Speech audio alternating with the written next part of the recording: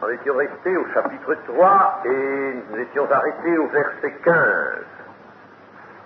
Nous reprendrons la lecture au verset 14, mais notre étude, elle, va prendre au verset 16, que nous avons déjà vu les versets 14 et 15. Nous reprendrons donc chapitre 3 de Jean et verset 14 pour la lecture.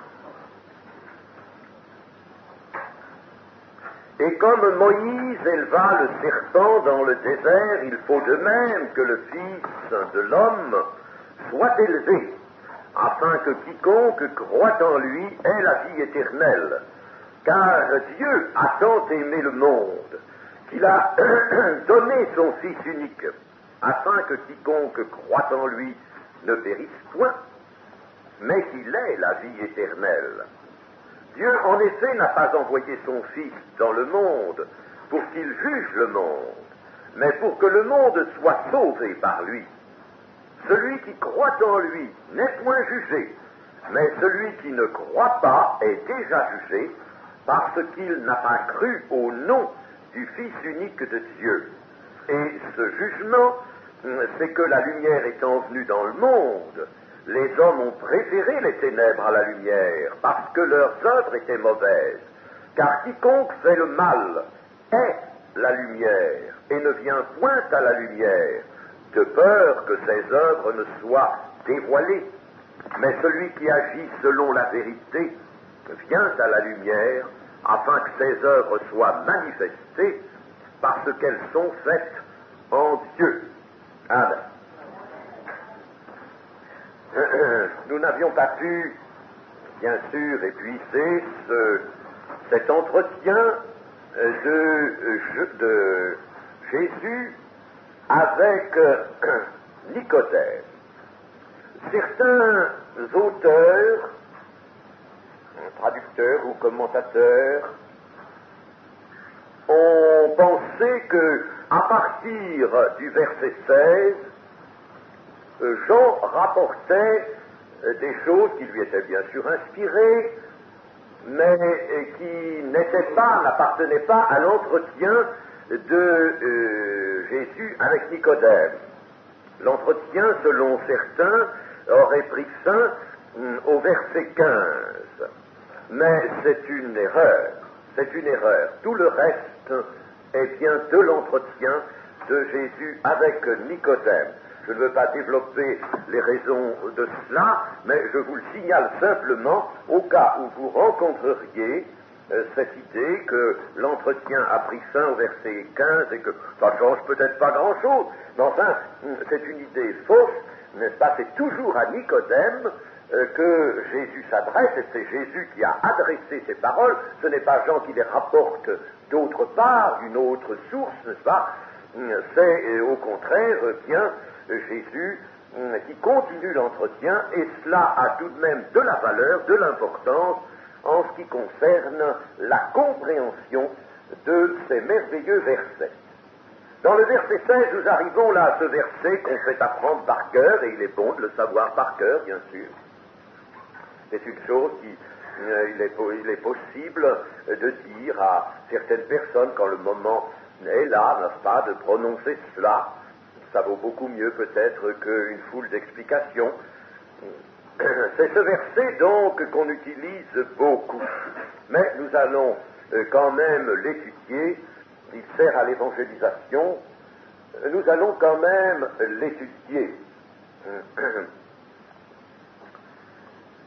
Ici, dans le verset 16, car Dieu a tant aimé le monde qu'il a donné son Fils unique, afin que quiconque croit en lui ne périsse point, mais qu'il ait la vie éternelle, nous sommes là dans une première déclaration, une première énonciation de ce que, avec Paul, nous pouvons appeler le mystère de Christ.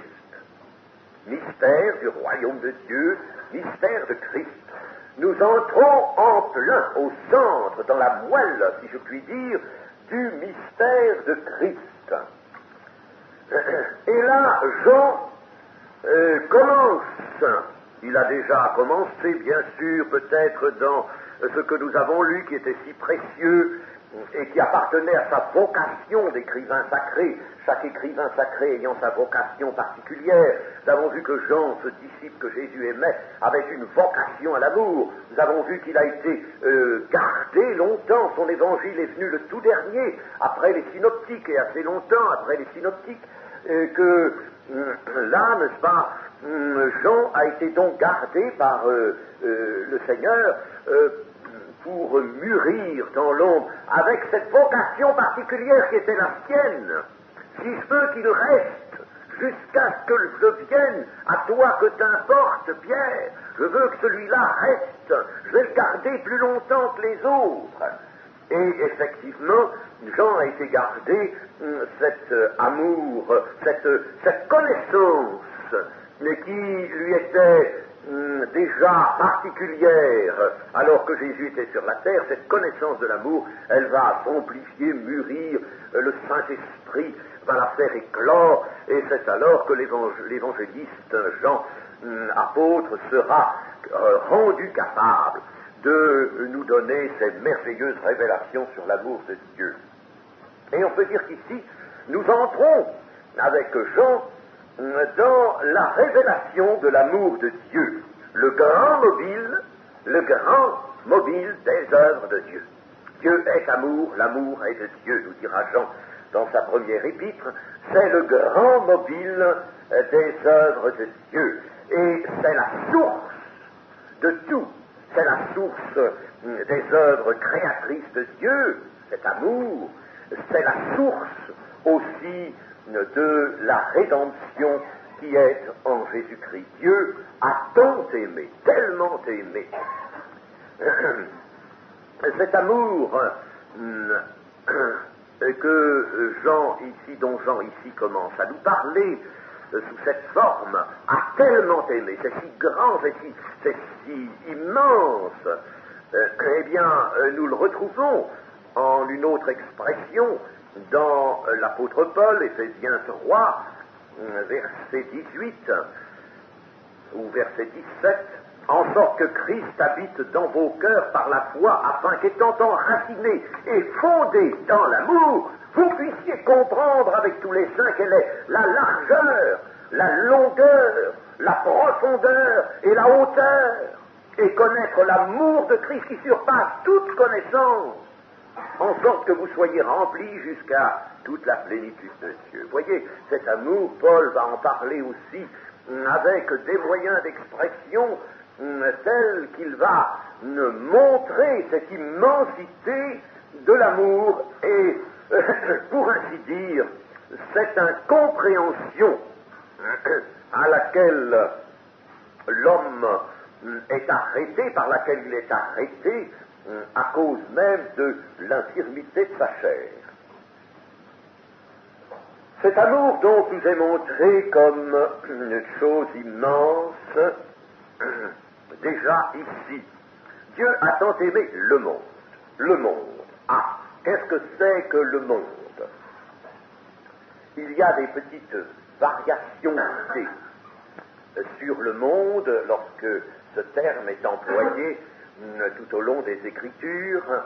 Il y a certaines variations, certaines subtilités que nous ne pouvons pas étudier maintenant, ça nous distrairait de l'étude principale, mais c'est intéressant, il faut y être attentif, il faut comprendre certaines nuances qui existent dans les textes originaux et qui existent aussi dans l'idée, le Saint-Esprit vous les fera percevoir.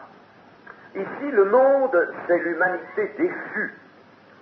C'est cette société des hommes sans Dieu, humanité déchue, et qui vit dans sa déchéance. C'est cette société des hommes sans Dieu. Si nous voulions préciser un peu les choses, alors nous reviendrions encore à l'Épître aux Éphésiens. L'Épître aux Éphésiens, au chapitre 2. Voyez, j'ai inscrit, je fais un petit aparté, j'ai inscrit l'Épître aux Éphésiens dans notre programme de la retraite d'été cette année de 70, et nous n'allons pas en faire l'étude systématique. Nous étudierons certains passages en particulier, mais non l'étude systématique, nous n'en aurions pas le temps, mais je l'ai inscrite parce que cette épître des Éphésiens s'associe d'une façon bien particulière avec l'évangile de Jean. Et il m'aurait été impossible de parler de l'évangile de Jean sans parler d'une sorte de complément dans la révélation que l'on trouve dans l'épître aux Éphésiens et qui vient de Paul. Cela nous montre d'ailleurs l'harmonie, n'est-ce pas, de la révélation. Il y a une sorte de complément. Cela, c'est pas un phénomène particulier. Il y a dans la Bible des conjugaisons naturelles, pourrait-on dire, ou surnaturelles, de certains livres. Certains livres étant le complément d'un certain autre pour la bonne compréhension, et ça aussi, ce sont des choses qu'il est bon de savoir. Alors, Éphésiens 2:2. Ou 2:1. Vous étiez morts par vos offenses et par vos péchés, dans lesquels vous marchiez autrefois selon le train de ce monde, selon le prince de la puissance de l'air, de l'esprit qui agit maintenant dans les fils de la rébellion. Voilà, n'est-ce pas, ce qu'est ce monde dont parle Jean. C'est un monde qui est soumis au prince de la puissance de l'air, c'est-à-dire à Satan. Il est soumis à un certain esprit, il est orienté par un esprit qui agit maintenant dans le monde. Le monde est appelé ici par une périphrase les fils de la rébellion. Voilà ce qu'est le monde. Regardons encore, pendant que nous tenons les Éphésiens, dans le chapitre 2, les versets 11 et 12.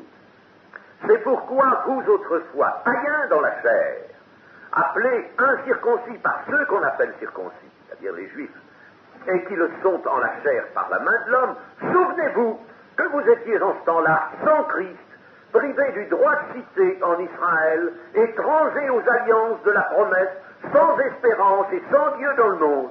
Alors, voilà ce monde dont parle Jean, pas dans le 3:16. Voilà ce monde, n'est-ce pas? C'est bien cette humanité déchue, mais il faut la regarder aussi sous ce jour. Elle est étrangère aux alliances, elle n'a rien que devant elle une destinée horrible, la perdition. Elle n'a que cela. Hein? Voilà ce monde dont parle Jean. Mais ici, notons une chose assez subtile et qu'il faut bien remarquer pour notre instruction, c'est que, en effet, comme le rappelle Paul ici, n'est-ce pas, le monde païen, de manière générale, était privé des alliances, privé des oracles de Dieu, privé des promesses, n'est-ce pas? Il était privé de tout cela, puisque tout cela avait été donné aux brebis perdus de la maison d'Israël, enfin, au peuple d'Israël, n'est-ce pas? Et le monde était sans Dieu, jusqu'à la venue de Christ. C'est la situation, en effet, de la terre, cela. Mais, cette différence à établir, qui était bonne à établir entre le peuple d'Israël et les païens, le monde païen, les Grecs, comme dira Paul, n'est-ce pas, le monde païen, cette différence va être révoquée par la venue de Christ, et une autre différence va se substituer à celle-là, une autre différence, elle est explicitée dans les Romains, dans les Galates, etc., n'est-ce pas, c'est la différence entre homme de foi et incrédule, qui va se substituer à cette différence Israël et monde païen. Pour être des enfants des fils d'Abraham, vous n'êtes pas tous ces enfants. Et maintenant, n'est-ce pas, la différence qui va prévaloir, parce que, je vous l'ai montré, l'humanité est toujours divisée en deux, jamais en trois. C'est ça, on ne peut pas avoir plus d'un être. Alors, par conséquent, la division résulte de cela, ne peut être qu'en deux. D'ailleurs, il y a deux destinées, il n'y en a pas trois, il n'y en a pas plusieurs. Alors, cette division du monde en deux va se faire selon un autre critère, homme de foi, incrédule, au lieu de peuple d'Israël et monde païen.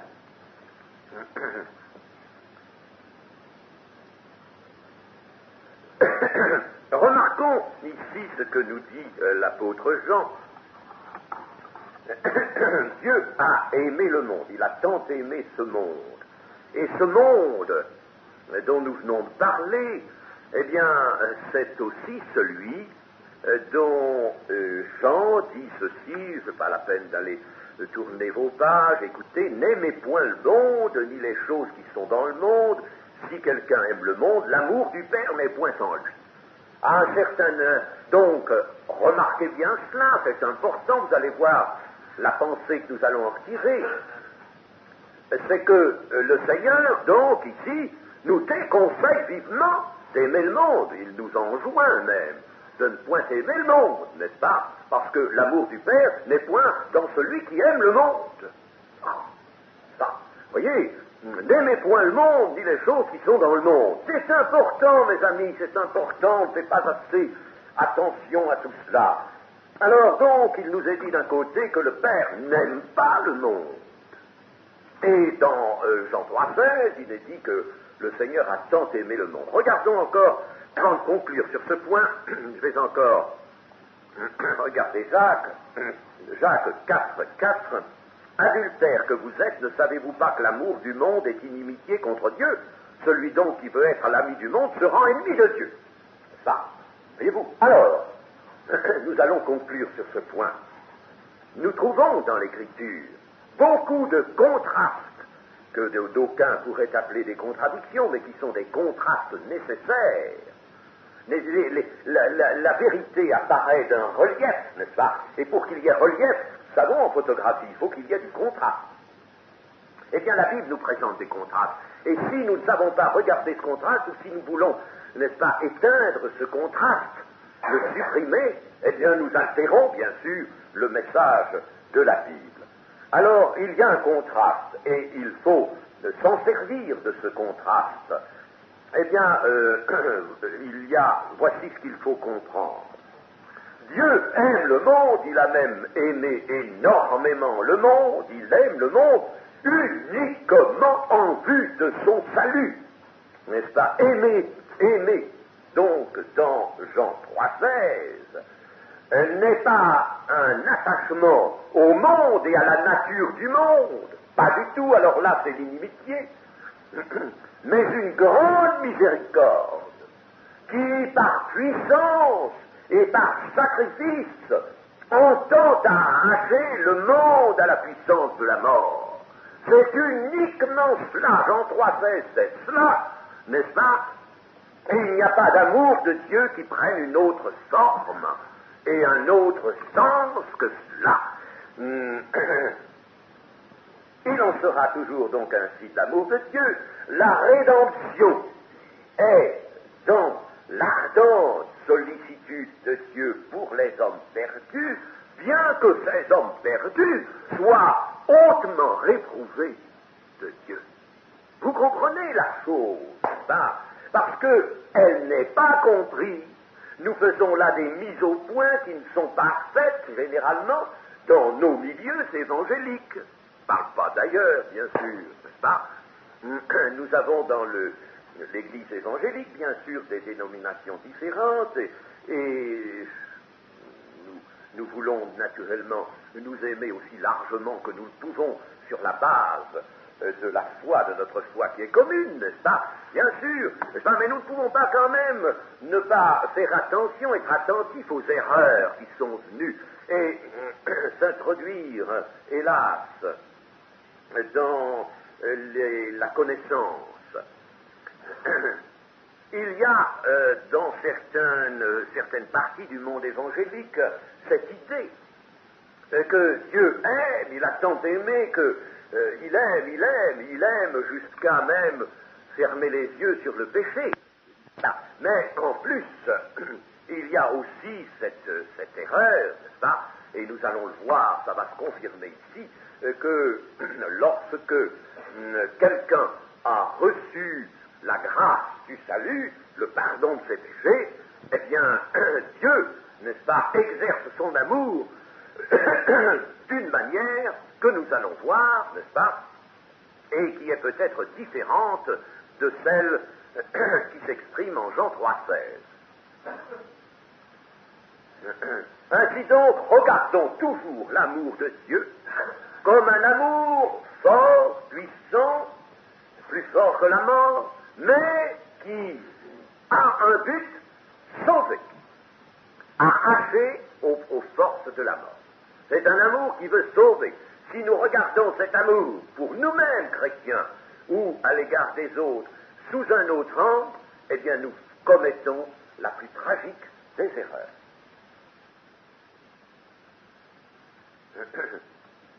Il a tant aimé le monde qu'il a donné son Fils unique. Pourquoi unique? Il est certain que là, il faut mettre ce mot, ce qualificatif d'unique, en comparaison avec la Genèse 22, 2, cette parole qui est adressée à Abraham. Dieu dit, prends ton fils, ton unique, celui que tu aimes, Isaac, va-t'en au pays de Morija, et là, offre-le en holocauste sur l'une des montagnes que je te dirai. Enfin, là, Isaac n'était pas le fils unique à proprement parler d'Abraham, puisqu'il y en avait un autre, Ismaël, qui était venu avant. Mais cet Ismaël, Dieu ne l'avait pas agréé comme héritier. Il n'héritera pas avec le fils de la promesse. Alors, ton fils, ton unique, celui que Dieu voit comme étant dans un rapport avec son œuvre, voyez-vous, comme étant dans un rapport, ton fils, ton unique, celui que tu aimes, tu es attaché à lui, mais moi aussi je suis attaché parce que c'est le fils de la promesse, il est en rapport avec toute mon œuvre. L'œuvre que je commence par toi, Abraham, eh bien ton fils Isaac, c'est le fils de la promesse, c'est celui-là, c'est par lui que va passer toute la chaîne de mes œuvres, de mes accomplissements pour la rédemption des hommes, des hommes. Tout est là, n'est-ce pas? Alors il est dans un rapport avec mes œuvres. Il est unique en ce sens, n'est-ce pas, essentiellement. Le Fils de Dieu, donc, est bien dans ce rapport avec le Père, ce rapport unique. Il est le seul nom qui nous ait été donné par lequel nous puissions être sauvés. Il est donc dans un rapport avec cela. En outre, il est un avec le Père, nous dira la prière sacerdotale. Et le Fils ne peut donc lui-même qu'être l'objet de l'amour du Père, amour pour sa personne sainte. Ce n'est pas comme le monde que Dieu ne peut pas aimer quant à sa nature. Il ne peut l'aimer que pour le sauver. Il ne peut aimer que pour lui donner le plus grand des sacrifices. Mais il ne peut pas l'aimer quant à sa nature, puisqu'il veut, au contraire, le changer. Hein? Mais quant à Christ, il l'aime pour sa nature, pour sa personne même, parce que son Fils a aimé la justice, son Fils est saint. N'est-ce pas? Rappelons-nous cet entretien du psaume 45 du Père et du Fils qui est reproduit dans l'Épître aux Hébreux. Le Père aime le Fils, Jésus nous le déclare, et le Fils aime le Père. Le don du Fils est donc immense. C'est un don, nous est-il dit, non pas un trait, non pas quelque chose de temporaire, mais c'est un don. Quand on a donné quelque chose, on l'abandonne et on n'entend pas le reprendre, n'est-ce pas? Je pense que vous faites cela quand vous donnez quelque chose, n'est-ce pas? Si vous me donnez un jour quelque chose, je le garderai, je ne vous le rendrai pas. Ah. Et je pense que c'est bien dans cet esprit-là que vous envisagez, n'est-ce pas, le don, c'est-à-dire abandonner d'une façon définitive. Et vous savez que le Seigneur Jésus, en effet, gardera cette humanité qu'il va porter, qu'il va sublimer, qu'il va porter à la gloire, n'est-ce pas, et qui est portée maintenant à la gloire. Cette humanité, il va la garder pour toute l'éternité, et il restera éternellement le souverain sacrificateur et le roi des hommes, ses frères. Il restera cela. Donc c'est un don, non seulement ce don pour l'octroi du salut à un certain moment de la vie d'un homme, n'est-ce pas, mais c'est un don qui subsiste, et je le dis souvent, il faut qu'on le comprenne. Si par exemple Christ abandonnait son humanité, c'est impensable, mais s'il l'abandonnait, il y a des gens qui ont envisagé cela, hein, Il retournait à l'état où il était avant, parole, n'est-ce pas, qui n'était pas faite chair encore, n'est-ce pas? Eh bien non, s'il abandonnait l'humanité, son humanité portée à la gloire, il abandonnerait aussi ses frères. Donc c'est un don, afin que quiconque croit en lui, cela nous montre qu'il n'y a aucune exception a priori. Ça n'autorise pas évidemment cette fausse doctrine de l'universalisme. L'universalisme est la doctrine absolument fausse et en méconnaissance de la justice de Dieu, qui prétend que tous les hommes, tous, absolument tous, seront sauvés, même ceux qui, sur la terre, n'auront pas cru. C'est une erreur tragique qui sévit actuellement dans une certaine partie du christianisme, hélas, mais nous voyons ici, n'est-ce pas, qu'il n'y a aucune exception a priori. Quand j'aurai été élevé, j'attirerai tous les hommes à moi. Aucune exception a priori. N'est-ce pas? C'est-à-dire que c'est l'homme qui va lui-même s'excepter. Mais ce n'est pas Dieu qui va l'accepter, c'est l'homme qui va s'accepter lui-même. Petits et grands, riches et pauvres, jeunes et vieux, savants et ignorants, grands pécheurs ou petits pécheurs, s'il y en a, tous sont conviés au salut moyennant la foi. Et la foi est une voie accessible à tous ces gens-là. Quels qu'ils soient, elle est accessible à tous, et c'est une voie qui contient tout. Nous aurons l'occasion de nous informer plus avant de la foi, du travail qu'elle peut seule opérer. Nous verrons qu'elle contient tout et convient à tout. C'est vraiment le moyen magnifique, l'unique moyen. Dieu l'a donné par conséquent comme accès à la rédemption, afin qu'il ne périsse point. Périr étant, nous l'avons rappelé tout à l'heure, la destinée universelle de l'humanité déchue, et c'est là, bien sûr, une chose absolument terrible. Qu'il ne périsse point, mais qu'il ait la vie éternelle. La vie éternelle, attention, cette expression qui est si courante dans la Bible ne doit pas nous faire perdre de vue que ce n'est pas seulement une vie qui se continue éternellement, c'est-à-dire qui n'a point de fin, l'immortalité. Ce n'est pas seulement ça, la vie éternelle. À certains moments, le Seigneur Jésus dira la vie tout court. La vie. La vie éternelle, donc, c'est la vie véritable, qui, bien sûr, ne peut pas se perdre, mais on pourrait dire que son caractère d'être éternel est comme corollaire de sa nature, la nature de cette vie. Et cette vie, il ne faut pas en oublier le côté actuel.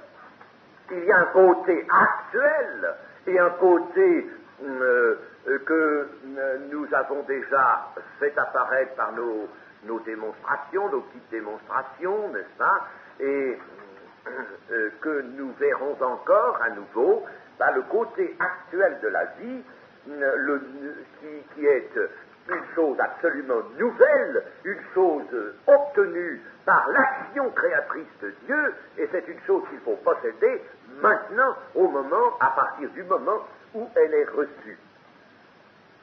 La vie éternelle. Nous avons à faire une observation. Nous sommes là pour nous instruire, bien sûr. Nous ne voulons pas commenter pour le plaisir de commenter, mais nous commentons pour notre perfectionnement, et nous désirons bien sûr méditer.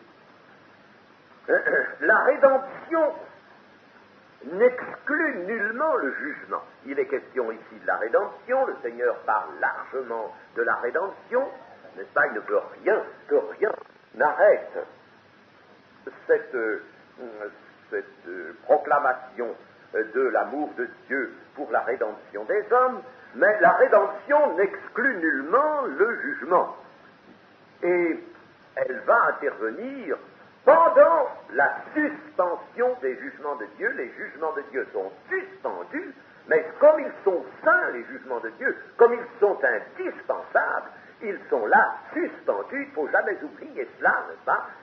Et il ne faut jamais avoir peur de le proclamer. Les jugements de Dieu sont arrêtés, suspendus. C'est le temps de la patience de Dieu, le temps des semailles, n'est-ce pas? Mais la rédemption n'exclut nullement cela. Les Juifs pensaient à la venue du Messie. Ils ne voyaient d'ailleurs qu'une venue unique. Ils n'en discernaient pas deux. Ils voyaient une seule venue du Messie, et ils voyaient le Messie venant sur la terre pour exercer tout de suite, immédiatement, les jugements de Dieu sur le monde païen, et faisant en même temps entrer le peuple d'Israël, son peuple, dans la félicité du royaume de Dieu qui s'établissait sur la terre avec pour capitale Jérusalem. Eh bien, ça c'était évidemment un défaut de compréhension des Écritures. Le Seigneur Jésus ouvrira l'esprit de deux disciples, notamment, pour qu'ils comprennent tout ce qui était dit de lui et de sa mission, mais la plupart des Juifs n'avaient pas compris, n'avaient rien compris de cela à cause, nous l'avons signalé, du littéralisme. Eh bien, nous, chers amis, prenons garde. Prenons garde, nous, chrétiens, de ne pas retomber dans cette erreur qui est de nature orgueilleuse. Prenons garde, nous, chrétiens, de ne pas retomber dans cette erreur qui est de nature orgueilleuse. De ne pas croire, n'est-ce pas, que le jugement de Dieu, les jugements de Dieu vont s'exercer sur tous ceux que nous cataloguons comme des incrédules, n'est-ce pas, et puis que nous tous, ensemble, eh bien, nous sommes bénéficiaires, sans qu'il y ait la moindre question, bénéficiaires de la faveur de Dieu. Attention, il s'agit toujours, je vous l'ai dit tout à l'heure, de cette démarcation inflexible. Les croyants, les hommes de foi, vraiment, qui continuent d'exercer la foi, et les incrédules, ou ceux qui vivent dans l'iniquité, ce qui est la même chose. Il nous est dit, dans notre passage, au verset 17, surtout, Dieu n'a pas envoyé son Fils dans le monde pour qu'il juge le monde, mais pour que le monde soit sauvé par lui. Jésus n'est pas envoyé lors de sa première venue pour juger, donc pour condamner et pour punir irrémédiablement, mais pour sauver, ce qui nous montre bien que Dieu ménage le temps de la patience, le soleil se levant pour les méchants comme pour les bons. Il ne faut pas qu'un sort particulier soit attribué aux méchants, car alors ce serait leur rendre l'accès du salut difficile, peut-être impossible, ce que Dieu ne veut pas. Il faut que l'accès du salut soit égal pour tous. Nous allons voir tout à l'heure comment les hommes vont les uns se diriger vers la foi et vers la lumière, les autres au contraire fuir la lumière. Dans le verset 18, celui qui croit en lui n'est point jugé, mais celui qui ne croit pas est déjà jugé parce qu'il n'a pas cru au nom du Fils unique de Dieu. Ceci, c'est la résistance à la foi, l'incrédulité qui place l'homme en position de jugement. Son incrédulité placera l'homme en position de jugement. Quant à l'homme de foi, lui, il reçoit la justification, si bien qu'il n'est plus en puissance de faute et de jugement. Il ne peut pas être prévenu, n'est-ce pas, un prévenu devant les jugements de Dieu, puisque sa faute disparaît, il est justifié, sa faute disparaissant, donc il échappe nécessairement au jugement. Nous pouvons donc dire que la foi soustrait un homme à la condamnation parce qu'elle le soustrait à son péché. Elle soustrait donc au jugement, à la condamnation, parce qu'elle soustrait à son péché. Mais j'insiste là-dessus, ça paraît simple, bien sûr, vous le savez, mais attention, soustrait à son péché. Si nous lisons l'Épître aux Romains, mais nous verrons que la justification a pour suite une justice, une vie de justice, n'est-ce pas?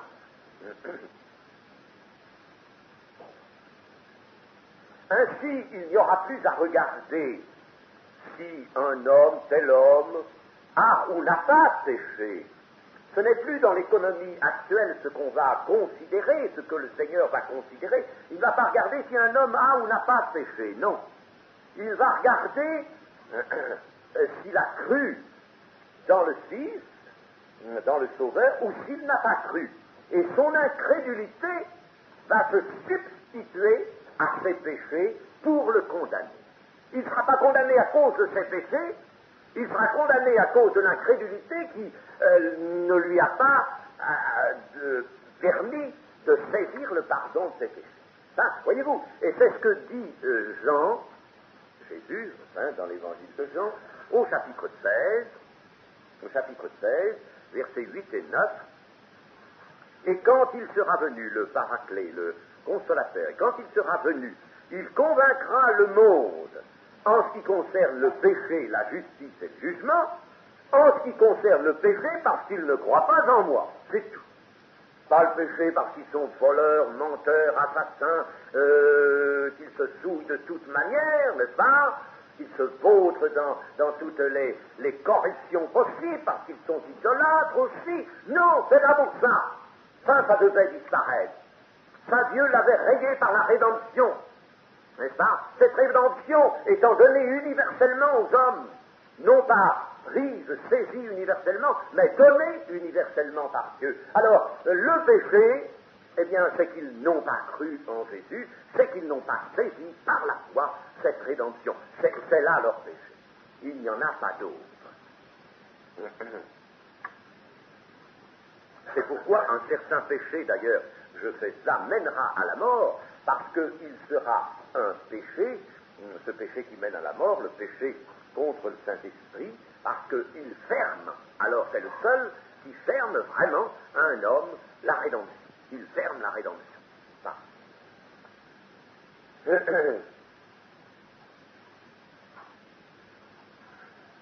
Toutefois, l'Écriture nous montre que la repentance qui est dans l'expérience du salut, le Seigneur Jésus ayant dit de prêcher la repentance en son nom, la repentance en son nom, il faut prêcher la repentance, et nous savons quelle importance prend la repentance dans la conversion. Eh bien, la repentance, qu'est-elle? Elle est un jugement intérieur. C'est pourquoi, n'est-ce pas, si nous l'affaiblissons, si nous la transformons, si à la place d'une réelle repentance, nous montrons à ceux que nous voulons instruire, que nous voulons attirer au Seigneur, si nous leur montrons, n'est-ce pas, une petite chose bénigne, quelque chose qui n'a de repentance qu'une faible apparence, n'est-ce pas? C'est un mal de notre temps, hélas, n'est-ce pas? Eh bien, alors, nous empêchons un jugement intérieur de se produire. Il y a un jugement intérieur, Dieu veut que l'homme se juge lui-même. Et ce jugement intérieur doit agir autant qu'il est nécessaire tout au long de la vie chrétienne. En effet, 1 Corinthiens, chapitre 11, et verset 31. Si nous nous jugions nous-mêmes, cela est dit à des chrétiens, si nous nous jugions nous-mêmes, nous ne serions pas jugés. Mais quand nous sommes jugés, nous sommes châtiés par le Seigneur, afin que nous ne soyons pas condamnés avec le monde. Vous voyez, le Seigneur peut maintenir cette mise à part du jugement du monde, n'est-ce pas, dont il est question dans le salut. Mais comment veut-il la maintenir? Par un jugement de soi-même. Quand nous sommes jugés, nous sommes châtiés. Nous sommes châtiés par le Seigneur afin que nous ne soyons pas condamnés avec le monde. C'est pourquoi il est si tellement important de s'examiner soi-même, comme dit ailleurs l'apôtre Paul, examinez-vous vous-même, examinez-vous, pour savoir si vous êtes dans la foi, pour savoir si vraiment la foi est opérante en vous, n'est-ce pas? Examinez-vous vous-même. Jésus énonce donc, dans le verset 18 de chapitre 3 de Jean, il énonce donc un principe global et universel qu'il faut comprendre et placer dans l'enseignement d'ensemble des Écritures. Et c'est faute d'avoir fait cela que certaines parties du monde évangélique s'est fourvoyée. Et qu'on a, notamment, on est arrivé à une sécurité du salut qui a dépassé et ils ont faussé, parce que tout est bien dans les dispositions de Dieu, n'est-ce pas, mais qui a faussé les dispositions de Dieu.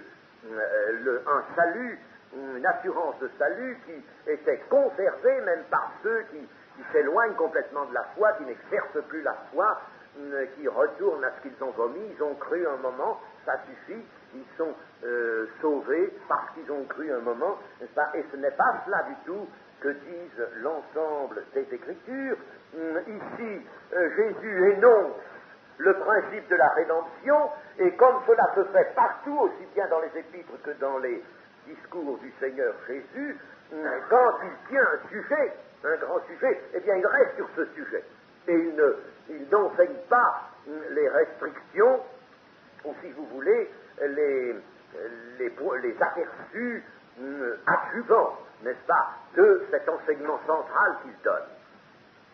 Il faut savoir cela dans l'Écriture. Mais ça, à nous de reconstituer la totalité, n'est-ce pas, et de ne jamais bâtir une doctrine sur un verset ou sur quelques versets pris isolément, dans l'ignorance ou dans la méconnaissance du reste de l'enseignement biblique. Et les versets 19 à 21 sont très intéressants et contiennent là un aspect de la révélation généralement inconnu. Nous allons entrer dans quelque chose, mes amis, qui est généralement inconnu, c'est-à-dire laissé de côté. Je ne sais pas pourquoi, mais on le laisse de côté. Mais voyons, relisons ces versets 19 à 21. Et ce jugement, c'est que la lumière étant venue dans le monde, les hommes ont préféré les ténèbres à la lumière parce que leurs œuvres étaient mauvaises. Car quiconque fait le mal est la lumière et ne vient point à la lumière, de peur que ses œuvres ne soient dévoilées. Mais celui qui agit selon la vérité vient à la lumière afin que ses œuvres soient manifestées parce qu'elles sont faites en Dieu.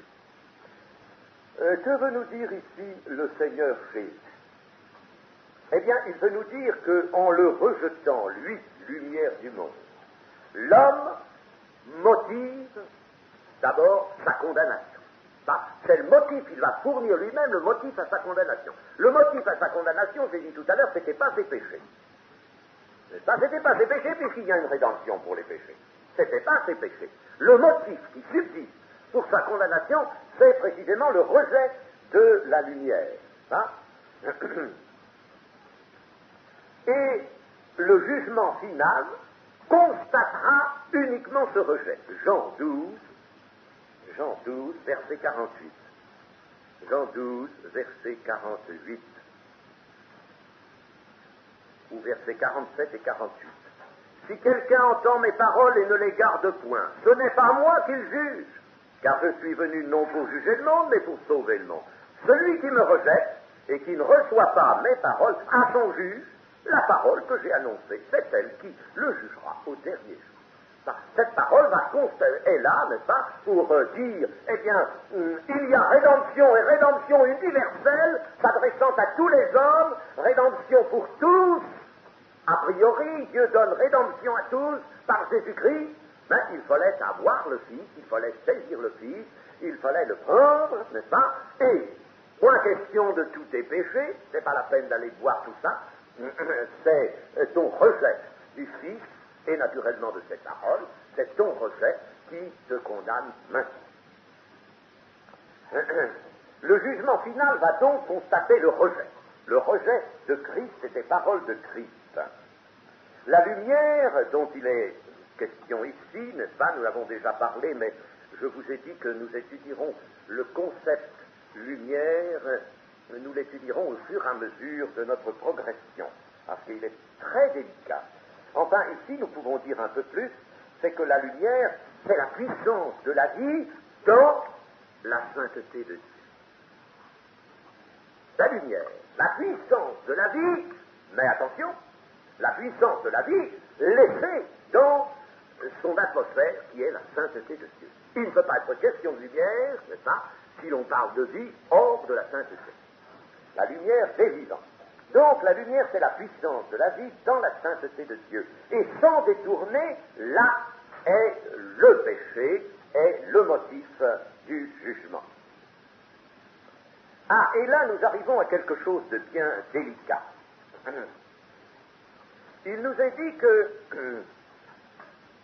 les hommes ont préféré les ténèbres à la lumière parce que leurs œuvres étaient mauvaises. Il y a une préférence. Les hommes qui ne viennent pas à la lumière, n'est-ce pas, qui rejettent la lumière, eh bien ces hommes-là, ils ont préféré les ténèbres parce que leurs œuvres étaient mauvaises. Car quiconque fait le mal est la lumière, n'aime pas la lumière, il s'en écarte et ne vient point à la lumière de peur que ses œuvres ne soient dévoilées. Il ne veut pas que ses œuvres, qu'il sait mauvaises, soient dévoilées. Il veut les garder, il veut rester là dans ses œuvres. Eh bien, c'est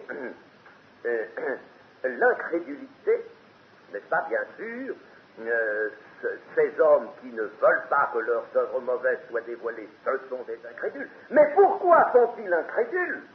Parce qu'ils ont mauvaise conscience. Ah, voilà ce qui est nouveau. Et l'incrédulité, en somme, dévoilera la conscience de l'homme. C'est là la grande vérité apportée par les versets qui terminent ce passage. L'incrédulité dévoilera l'état de conscience de l'homme. Tout homme devra, sur la terre, être mis en présence de la lumière. Nous ne savons pas comment cela se fait. Mais souvent nous nous inquiétons, disons, mais nous entendons parler de Christ, n'est-ce pas, mais les hommes, etc. Tout homme sera mis en présence de la lumière. Il y a un psaume, notamment le psaume 25, qui dit que tout homme humble, n'est-ce pas, et qui se laisse gagner par la crainte de Dieu, Dieu lui montrera la voie qu'il doit choisir. Dieu lui montrera. Alors, ne vous mettez pas à la place de Dieu, ne vous inquiétez pas pour Dieu, ça ne va pas vous faire du souci tout de même, n'est-ce pas? Souvent, on se fait du souci, ce qui est quelquefois un petit peu un faux client aussi, n'est-ce pas? Attention, laissez Dieu faire, il sait ce qu'il fait, il est grand, vous ne savez pas ce qu'il fait pour les autres, mais tout homme devra être confronté avec la lumière. Tout homme ne recevra pas peut-être le même don, mais il sera confronté avec la lumière. Et selon le fond de sa conscience, c'est la pierre de touche, cette foi dans la lumière, selon le fond de sa conscience, il préférera une chose ou l'autre. Il préférera rester comme il est, et au contraire aller se cacher encore même davantage, n'est-ce pas, et s'enfoncer davantage dans ses œuvres mauvaises qu'il aime, ou bien alors il viendra, il cédera à cette lumière, il viendra, il se laissera aspirer par cette lumière, n'est-ce pas, nous allons le voir tout à l'heure. Mais voyons surtout l'homme qui refuse, qui rejette cette lumière, ceux qui sont liés au mal. Je ne dis pas, par contre, les plus grands pécheurs, c'est pas ça. Il ne faut pas confondre, n'est-ce pas? Il y a des pécheurs très très grands qui sont dans le cas de ceux que nous allons voir tout à l'heure, qui aspirent au contraire à la lumière et qui se laisseront porter par la lumière. Mais il y a des gens qui ne paraissent pas peut-être dans la société tellement mauvais, ou tellement corrompus, mais ils sont liés au mal. Ils sont liés au mal et ils veulent persévérer dans leurs mauvaises œuvres, c'est pourquoi ils repoussent la lumière. Et voilà la cause de leur incrédulité. La cause de leur incrédulité est là. Ceux qui préfèrent les ténèbres, auxquelles leur conduite, par œuvre il faut entendre nécessairement la conduite, auquel leur conduite appartient, restent attachés à une sorte de mensonge intérieur qui leur sert à se disculper vis-à-vis de la lumière. Et c'est pourquoi vous voyez des gens, n'est-ce pas, qui ressentent l'attirance de la lumière. Vous parlez d'évangile, n'est-ce pas? Ah, ils viennent, oui, ils sont... Puis alors, dès que le diable, n'est-ce pas, leur a dit intérieurement, mais mon ami, attention, tu sais ce que tu fais, l'évangile, tu sais ce que ça va te demander, il va falloir que tu tranches, hein. Tu sais, ces petites choses que tu as là-bas, tu sais, tu pars là aussi, ces petites choses là, tu te caches joyeusement, mais enfin, tu as ces petites choses, ça contribue à ta vie, c'est ton plaisir, c'est ton... Tout ça, eh bien tout ça, tu vas devoir rompre avec tout ça, c'est fini l'évangile, tu sais, moi je peux te l'annoncer aussi, l'évangile. Eh bien voilà ce qu'il te demande, l'évangile. Alors il y a un combat. Dans ce combat, l'homme se referme. Vous le retrouvez quelquefois le jour suivant, après lui avoir annoncé l'évangile, alors qu'il vous semblait ouvert, il vous semblait venir, rompre. Vous le voyez fermé. Hein? Alors il va, au besoin, s'il est catholique, il va aller se réfugier vite dans le catholicisme, parce qu'il sait que dans le catholicisme, ces œuvres mauvaises, on les laisse tranquilles. Hein? Voyez-vous? Alors, c'est ça que le Seigneur nous montre ici. C'est cela, n'est-ce pas? Il y a une compromission à l'intérieur dans la conscience de cet homme, une compromission avec le mal. Et alors, il ne veut pas, c'est pour ça qu'il fuit la lumière. Il la fuit, repousse Christ. Pourtant, ça l'attirait, pourtant, il sentait qu'il y avait là quelque chose de bon. Mais non, il y a des gens qui vous le disent d'ailleurs ouvertement, des gens, ça arrive, qui vous disent, ah non, écoutez, j'ai bien réfléchi, mais il faut que ceci, cela, il faudrait que j'affronte telle chose, que je me fâche peut-être avec des enfants, ou que ceci, que cela, et puis que je me prive de ceci. Ah non, je peux pas, écoutez, c'est bien l'évangile, c'est magnifique. Il voudrait bien, n'est-ce pas, mettre le vin nouveau dans les vieilles outres, mais c'est pas possible, ça, n'est-ce pas? Il voudrait bien garder leurs vieilles outres avec ce vin gâté qui est là à l'intérieur, n'est-ce pas? Et puis mettre le vin nouveau, parce qu'il est bon ce vin nouveau. Ça, il voudrait bien le mettre là. Mais tout éclate, tout est perdu. Ce n'est pas possible, c'est une chose qu'on ne peut pas faire. Quiconque fait le mal, et par mal il faut entendre non pas seulement l'immoralité, mais tout ce qui est égoïsme, tout ce qui est orgueil, tout ce qui est domination, tout ce qui est recherche d'une gloire humaine, tout ce qui est enseignement du mensonge. Des hommes qui peut-être moralement peuvent paraître indemnes de fautes graves ou de vices ou de passions, etc., n'est-ce pas?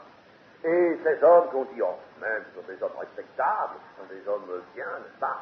Eh bien, chers amis, peuvent être tenus par une seule chose seulement. Par exemple, l'enseignement du mensonge. J'ai vu cela. J'ai vu des hommes qui auraient été autrement, certainement attirés par l'Évangile et qui auraient cédé à l'Évangile, s'ils ne s'étaient complus dans un certain enseignement scientifique, par exemple, ou philosophique ou autre, de l'erreur, du mensonge. Bah. Et quand j'ai dit à certains hommes, vous ne pouvez pas enseigner ça comme une vérité, parce que c'est pas vrai, c'est un mensonge, et devant le Seigneur, vous seriez constamment en faute, et vous feriez du mal, continueriez à faire du mal, d'enseigner ces choses pernicieuses, n'est-ce pas? Eh bien, des hommes ont dit, ah oui, mais j'aime mon métier, j'aime ça, n'est-ce pas? Et puis, ils ont continué, ils ont été tenus par cela.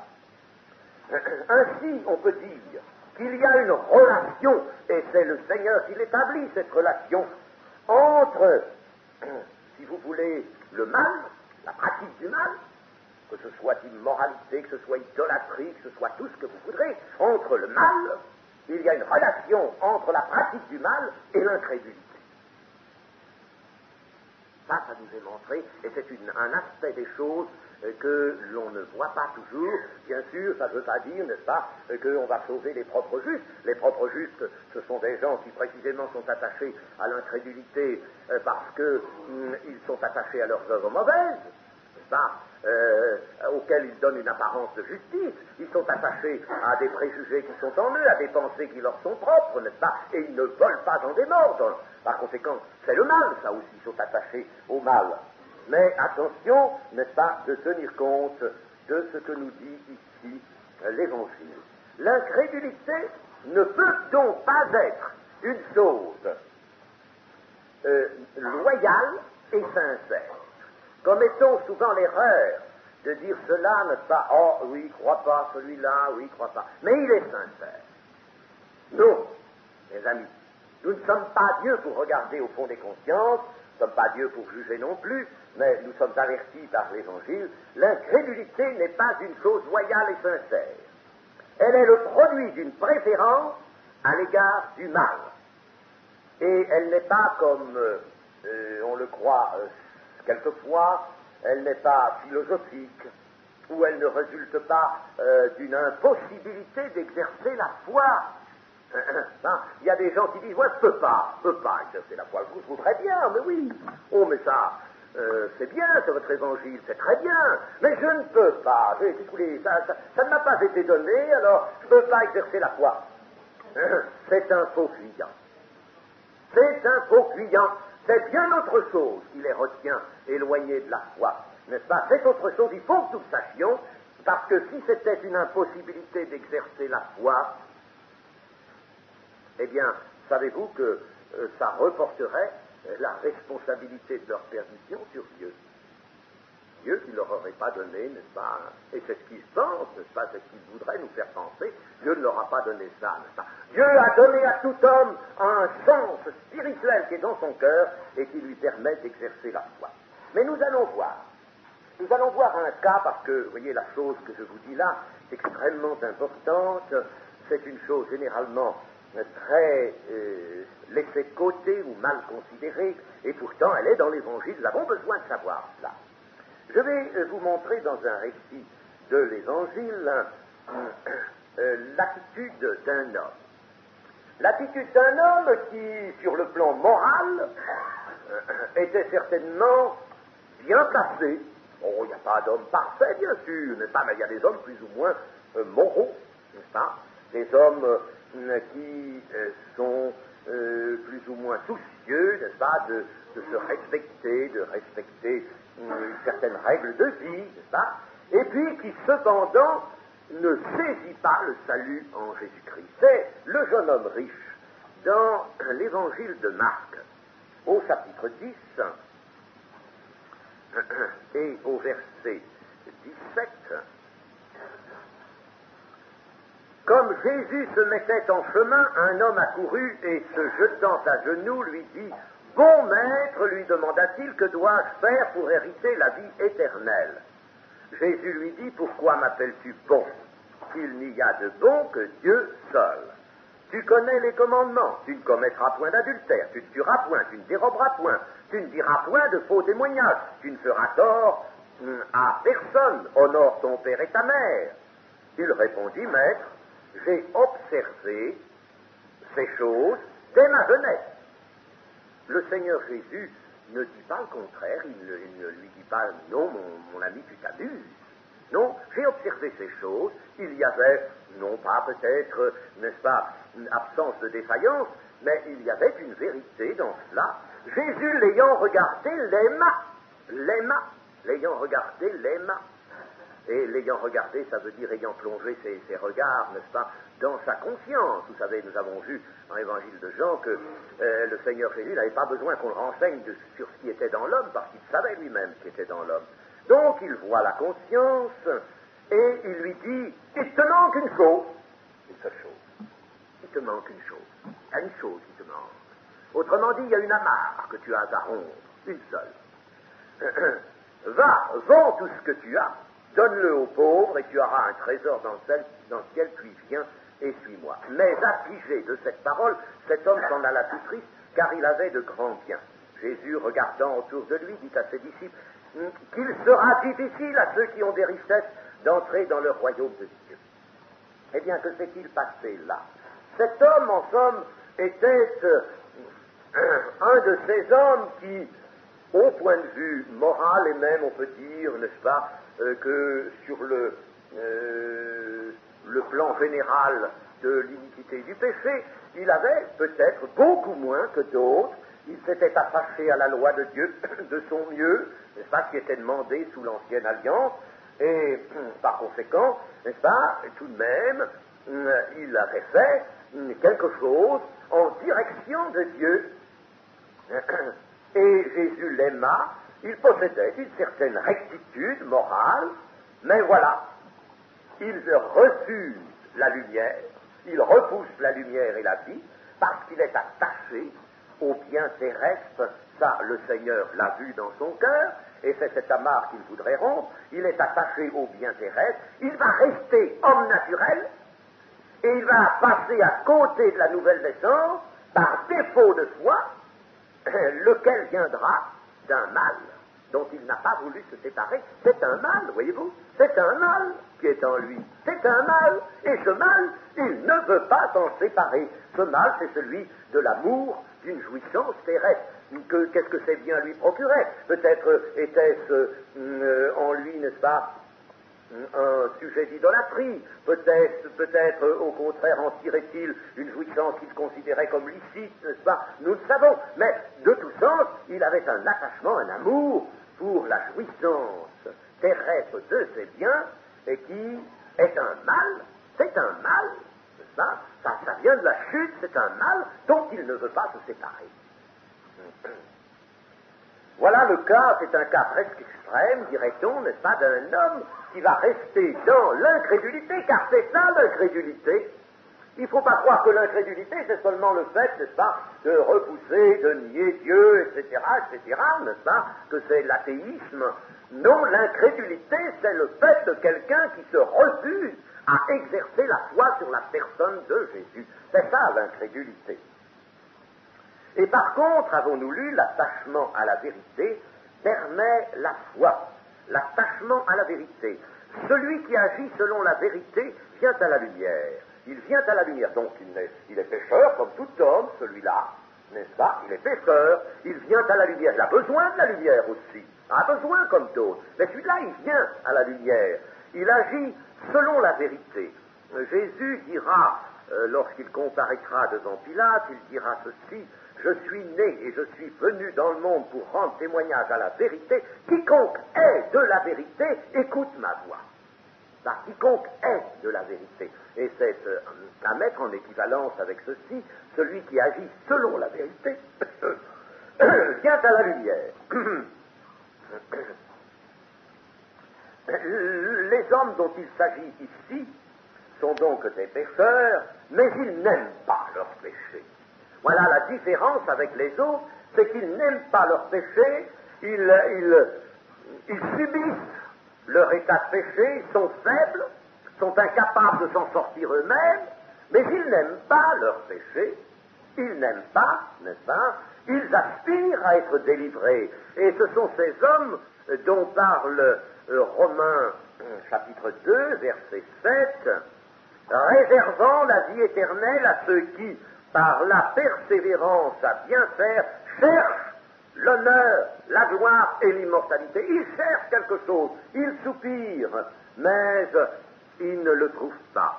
Dans Jean aussi, le Seigneur, Jean 8, verset 47, le Seigneur nous dit: celui qui est de Dieu écoute les paroles de Dieu. Vous n'écoutez pas parce que vous n'êtes pas de Dieu. Voyez-vous, n'est-ce pas? Vous n'écoutez pas parce que vous n'êtes pas de Dieu.